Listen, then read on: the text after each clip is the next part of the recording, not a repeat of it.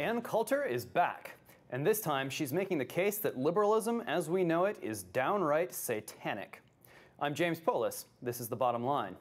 It's a scandalous claim, but in this world of ours, where so very little causes a true scandal, the media, quite frankly, does not know what to do with her.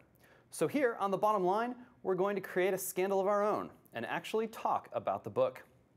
Joining us is Ann Coulter, the author of Demonic: How the Liberal Mob is Endangering America. Ann, welcome. Thank you. Good to be here. First of all, you deserve some kind of medal for bringing mob theory back into the public eye, but we need to dig in here, so let's start off with what a mob wants. Here's what you say: the demon is a mob, and the mob is demonic. You say it's intoxicated by messianic goals, the promise of instant gratification, and adrenaline-pumping exhortations. Can you be a little more specific? Is it power, pleasure, death? What does a mob want? Well, I give approximately 2,000 examples in my book. At the moment, what they want is more treats. Well, there are many things they want, but for example, many more treats from the government. They're Medicare and Social Security, even though the programs are about to go bankrupt. And you do see the classic division between, as I explain it in my book, going back to the American Revolution versus the French Revolution, the liberal mindset and strategies versus the conservative mindset and strategy. You have Republicans out there talking about how it is a Ponzi scheme, these programs. They are literal Ponzi schemes. The money coming in goes directly out to current beneficiaries. This is the Bernie Madoff plan to investment. Current beneficiaries of Medicare get, I think it's about 3 times what they paid into it. This isn't a system that can last, and we're having fewer and fewer people paying in. And the designers of the program the mob wants goodies then, okay? And you write that the Democratic Party is indeed the party of the mob, party with the goodies, irrespective of what the mob represents. So I get the impression here, reading the book, there's no middle ground. You're either with the mob or you're against it, right? The point is the Democratic Party uses mob tactics, is subjected to mob psychology. You understand the way they argue now, how they talk, instead of responding to claims about the fact, the ineluctable, unavoidable fact that Medicare and Social Security are about to go bankrupt. They show an ad with Representative Paul Ryan pushing an old lady in a wheelchair off a cliff. That is a classic mob gesture. Use images. As Jean-Jacques Rousseau said, the philosopher of the French Revolution, people hear through it's better to appeal to people through their eyes than through their ears. Don't use logic. A mob doesn't understand logic. Use pictures, images. And that's what we've been getting from liberals for 200 years. It's all death to the king and you know, desecrate Notre Dame Cathedral, run around executing priests. And over the American Revolution, the conservative tradition, they're carefully writing up the Declaration of Independence, why they should have independence. And by the way, they did not particularly hate King George. They wanted to be separated from him. They did stage a war against him. But, you know, our founding fathers admitted that the British system was far from the worst in the world. They just wanted separation from England. That's much more akin to today's Tea Partiers, who are busily reading the Constitution, seeing that many of these government programs were Ponzi schemes that are about to go bankrupt. And what we get is demagoguery and images and hysterical, agitated demands from the Democrats. So there's a group of people who aren't on the left, right? People who have a sort of libertarian flavor to them. And I think they look back at a guy like Thomas Jefferson, who you criticize, and you say, you know, this guy was wrong in the French Revolution, and sure enough, he was. But I think for some, you know, more libertarian folk, you look at the lineage that comes out of Thomas Jefferson, and you see a certain ambiguity there. I want to press on that ambiguity. I want to pull another quote here. You quote Michael Oakeshott, which I'm sure will be much to the delight of Andrew Sullivan. You quote him saying, "The conjunction of ruling and dreaming generates tyranny." That's right, of course. But my question is, okay, what causes the mob? What is it that makes it possible? I want to know, for instance, what conditions made the French Revolution something that could even happen in the first place. Good question. I cite Simon Schama, an historian of the French Revolution. He wrote a terrific book, Citizens, about the French Revolution. And in part, he attributes it to the weakening of the morality of French society.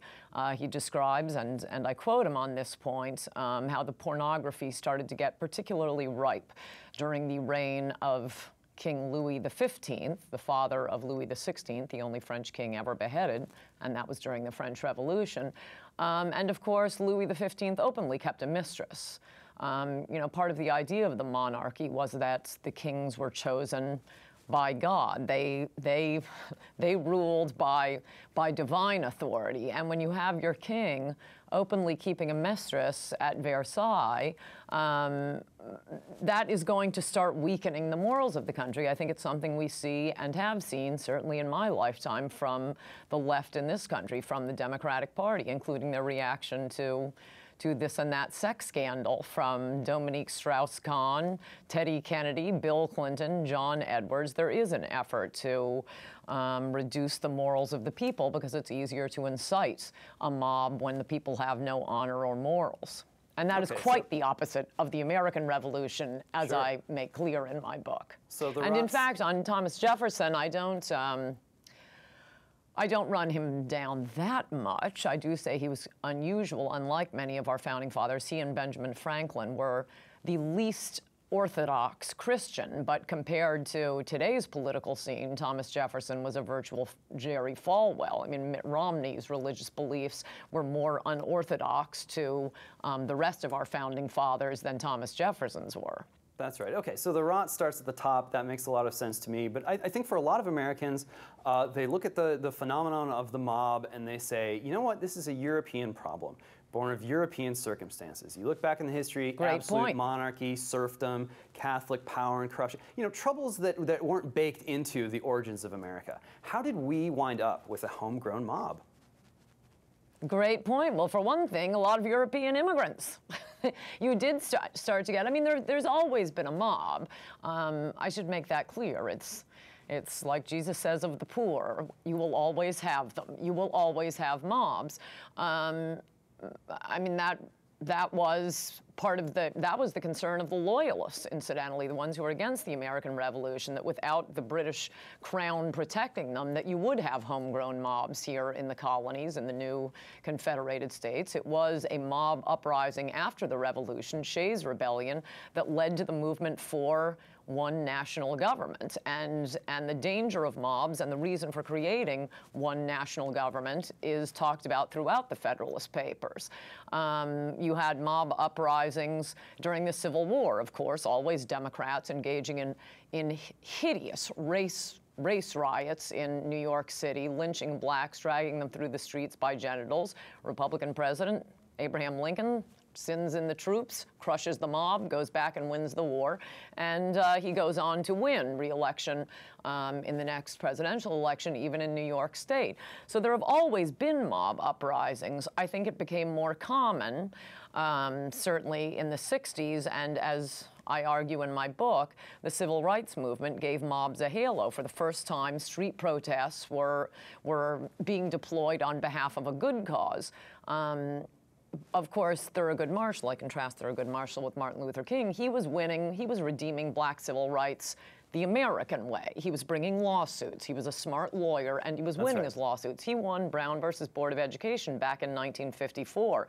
If 4 years later, Nixon had become president rather than JFK, you wouldn't have ever needed a civil rights, the protesting in the streets. And we'd be celebrating Thurgood Marshall Day instead of Martin Luther King Day. But because Kennedy and Johnson were president for the next 8 years, and they were appealing to the racist mob within their party, the same way the Democratic Party appeals to the abortion-mad feminists today. I'm not suggesting that Kennedy himself, though LBJ was a segregationist, but Kennedy certainly was not, and LBJ wasn't once he became president, but that was an element within their party. And so Kennedy and Johnson dragged their feet on civil rights enforcement, unlike Eisenhower and absolutely unlike President Nixon, who desegregated Southern schools in about 1 year of his first term. Okay, I want to go back to crushing the mob. This is my big question mark coming out of the book. It's a great book. It's a tour de force, but it isn't going to persuade anyone who isn't disposed to it already, right? Here's a quote from you, and I just want to talk about it. You say, "A mob cannot be calmly reasoned with. It can only be smashed. When faced with a mob, civilized society's motto should be overreact." What exactly would smashing today's American mob entail? Well, I give that in precise detail just a few paragraphs earlier, and pointing out where, and part of the reason for this book is I think Americans have lost their native enmity toward mobs. The country has always understood that mobs are always dangerous things. I think that understanding has weakened, as I say, in part because of the civil rights movement, and now liberals compare, every time they run out on the streets and start smashing Starbucks windows, they claim it's the new civil rights movement. A, it isn't, and B, mobs are always dangerous. For example, when at the Republican National Convention, and this is in the chapter you're citing, that's the last line of the book, at the Republican National Convention, something that is years in the making, costs hundreds of thousands of dollars. When our vice presidential candidate, Sarah Palin, stood up to give her speech, a couple of left-wing lunatics stood up and started screaming and approaching the stage. And you have the alleged, guards at the convention talking into their walkie-talkies and, like Louis XVI, doing nothing, standing frozen like statues as these lunatics approached the stage, disrupting the Republican National Convention. Only 2 newspapers reported it. They did not press charges against the lunatics. They sent them away and said, please don't do this again. Well, they had done it before Sarah Palin's speech, and they did it again the next night. You press charges, you call out the National Guard, you arrest, you fight back when you're physically attacked, as Tim Profit did when Rand Paul was rushed at, when he just shows up for a Republican debate. It's Tim Profit who gets lied about, demeaned, and charges are pressed against him. Well, this career criminal had just run and thrown, hit Rand Paul through the window of his car. He's just showing up for a Republican national debate. I think it's a problem that Republicans are hawks when it comes to the nation's foreign enemies, but doves when it comes to domestic enemies. Mobs can't be reasoned with. They're irrational, they're childlike. The only thing you can do with a mob is smash it. Ann Coulter, the book is Demonic: How the Liberal Mob is Endangering America. And as always, you can catch her online at anncoulter.com, where you'll find links to all her work, and follow her on Twitter. Yes, the mob is beyond persuasion. And yes, you're either with it or against it. But is there any hope of persuading the mob's sympathizers, enablers, and fellow travelers that even they will fail in the end to appease the mob and gratify its urges? I'd like to say there must be hope. Not only is politics a grim business when everyone on the other team is utterly beyond cajoling or conversion, but the very future of our own country is thrown into doubt. We can't withstand a never-ending struggle between 2 implacably opposed political cultures, and we cannot withstand the victory of the coalition that gives the left its troublesome character.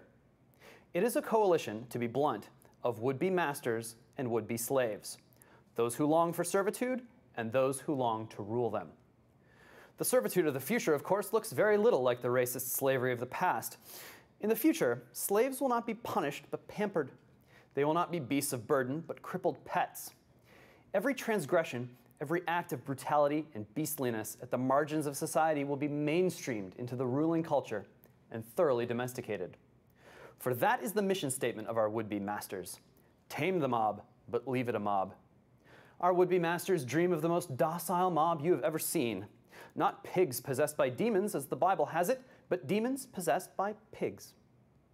There may not be cause for rational hope, I'm afraid. The mob's demonic lust for anarchy conceals an even more debased, but all too human, desire for slavery. That is the mob's dark secret, the truth that drives it wild. All mobs exhaust themselves in the thrashings of that wildness, what Hegel once called the slaughter bench of history. But our would-be masters are never exhausted. Just as the mob is possessed by envy, our would-be masters stand aloof in the grip of pride, until one day there is a knock on the door, and it's off to the guillotine. To persuade those who would rule the mob, we must first break them of that pride, of the audacity, if I can borrow a phrase, of their own irrational hope. Beneath that idealism lies their own dark secret, a hatred of the limits imposed on human life by nature and nature's God. Brace yourself. The lessons they have to learn may only be taught by tragedy. I'm James Polis. That's the bottom line.